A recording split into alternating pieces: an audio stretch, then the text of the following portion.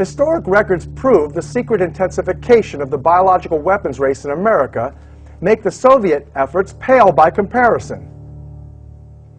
Here to prove it are three of the most stunning and condemning documents in biological warfare history. First is a never declassified congressional record of 1969 showing the Department of Defense requested $10 million to develop, quote, synthetic biological agents for germ warfare, end quote, through the National Academy of Sciences, National Research Council, that is, the NAS-NRC. That's nearly half of the amount of money given to all of biological weaponry that year. These new laboratory creations were descriptively and functionally identical to HIV/AIDS. Mind you, this was 15 years before the contested discovery of the AIDS virus by this man, Dr. Robert Gallo, who, as you will see in a minute, oversaw Litton Bionetics, the Army's sixth leading biological weapons contractor at that time. Bionetics also operated the entire administration of the National Cancer Institute's programs at Fort Detrick at that time as well. This private company was a medical subsidiary of the mega military weapons contractor called Litton Industries. Litton's president, Roy Ashe, was Nixon's alternate for the National Security Advisor post he gave to Kissinger. In consolation, the president made Ashe his White House chief of American business and industry. As Roy Ashe was joining the Nixon White House staff, Kissinger ordered Admiral Zumwalt of the Navy to do a reassessment of America's biological weapons capabilities. The Navy has always been at the forefront of such things. Bioweapons were cheaper to make and could be made to target certain people, even certain ethnic groups. There is no doubt that Fort Detrick's sudden cancer focus was part of a greater depopulation plan. According to congressional records and his biographer, Time magazine's managing editor, Walter Isaacson, Kissinger selected the option presented by Admiral Zumwalt to develop AIDS-like and Ebola-like bioweapons, and the contract went to his White House colleague's company, Litton Bionetics. There is now no doubt that Dr. Gallo officiated the development of these AIDS complex viruses. His group at Bionetics combined leukemia, lymphoma, and sarcoma viruses from various species of animals nearly 15 years before he was credited by the Department of Health and Human Services for having discovered the cause of AIDS, a similar retrovirus.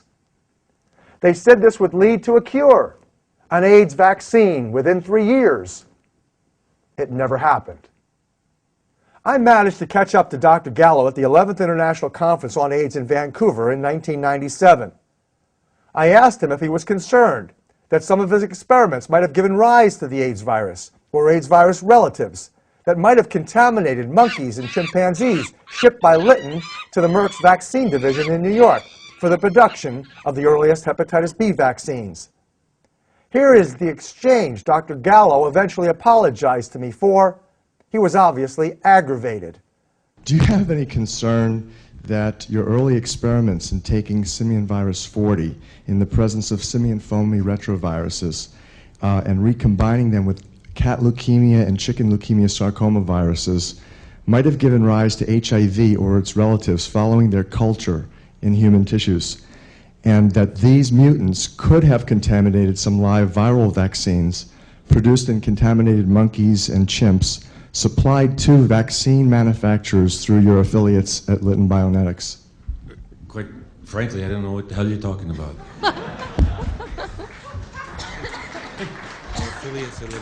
I'll cite your paper, Dr. Gallo.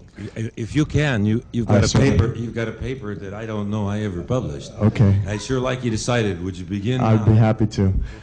National Academy of Sciences, 1970, Gallo et al. It was an oral presentation that you presented before NATO and NATO audiences in Mol, Belgium. You published it. It's in the National Academy of Sciences. I'll be happy to show you the paper. Stop. I mean, this is beyond asinine. In Mol, Belgium, my first trip to Europe, so I can remember it, A NATO meeting did take place. NATO meetings fund all scientific meetings all over the world, even East-West at that time. Biologic meetings, scientific chemistry meetings, all kinds of meetings. Meetings about motherhood, fatherhood, everything. And what I talked about in Mole, Belgium, was in the 1960s, long before gene cloning took place, before I ever worked in virology. What I talked about was cellular transfer RNA, okay? And that's Mole, Belgium. Proceedings in the National Academy of Science, an SV40, I never published a paper in my life, an SV40, except the transfer RNA species.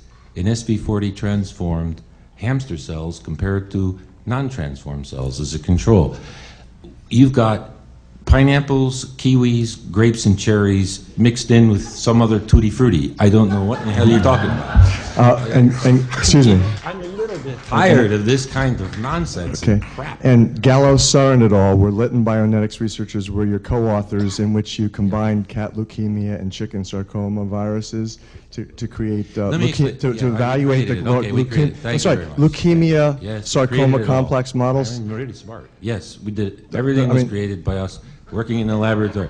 Look, just for those with some little bit of understanding of this, who care about this kind of idea. I mean, I've had a lot of things said, but I've never had anything quite like that one. There were people who thought and made postulations that, and it was not actually directed at me, this is a good one, a new one, but that HIV could have been created in laboratory experiments. There are two answers to that are definitive, conclusive, that no scientist could have deliberately created them unless he was a super genius and 10 years ahead of his time. The AIDS virus definitively existed long before molecular cloning. That's point one. Point two, we know the full sequence, the genome of HIV. It was published by our lab in 1985 and by a group from Paris around the same time.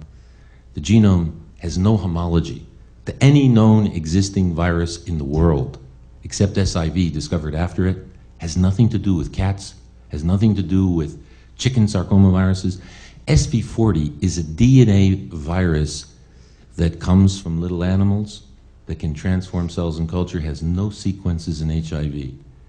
Further, we never worked with SV40 with those viruses together, and if we did, the whole thing would be irrelevant. And I think you need to begin with Biology 101 high school, okay? These documents, including the U.S. government contracts, best explain how AIDS emerged on two far-removed continents in black Africans and gay New Yorkers by 1978. These were precisely the populations that received the first hepatitis B vaccines produced in Lytton's chimpanzees just 4 years earlier. By the way, the man sitting to Dr. Robert Gallo's right is Dr. Jonathan Mann. At the time, Dr. Mann was the AIDS czar for the World Health Organization. Not long after Dr. Mann witnessed my exchange with Gallo, he quit his most esteemed position, saying, quote, "Far more than a medical problem, AIDS is a socio-political imposition," end quote.